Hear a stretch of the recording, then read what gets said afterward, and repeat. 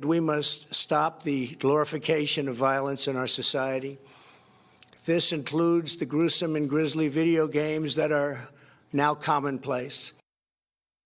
Those remarks were met with swift criticism. In a statement, the Entertainment Software Association, which represents the more than $40 billion U.S. video game industry, pushed back, writing in part, more than 165 million Americans enjoy video games and billions of people play video games worldwide. Yet other societies where video games are played as avidly do not contend with the tragic levels of violence that occur in the U.S.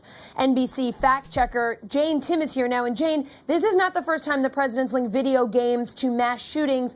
Is there a real link here? You know, we've looked into this for many, many years because people have been saying this for about 20 years. Since video games started having gore and blood in the 90s, people have been saying, well, what's that going to do to the young people who are playing this? But you know what? You just don't see it. Researchers have gone into this for years. There were a couple early studies that saw some minor links, but as you see the studies get more sophisticated and the science get better, they just don't find the research that backs this up. You can make people really, really angry with Tetris just as much as you can make them angry with, say, Call of Duty.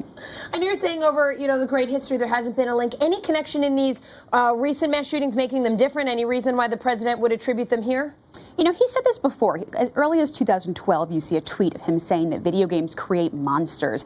He said it after Parkland. He had a school shooting safety committee look into this. But the reason I think you're seeing this piece of persistent misinformation come up so much right now is that the manifesto of that El Paso shooter, the manifesto believed to be by him, references Call of Duty in sort of a cursory manner. And a lot of politicians, particularly people who, my guess is, don't play these games, saw that as sort of a flag.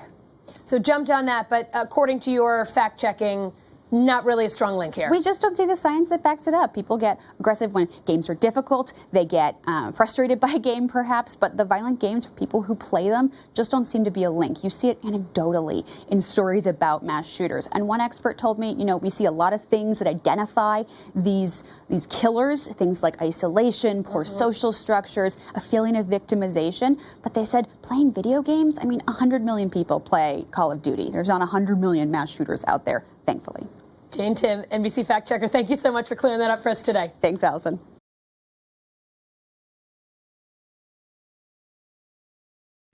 Hey, NBC News viewers, thanks for checking out our YouTube channel. Subscribe by clicking on that button down here and click on any of the videos over here to watch the latest interviews, show highlights, and digital exclusives.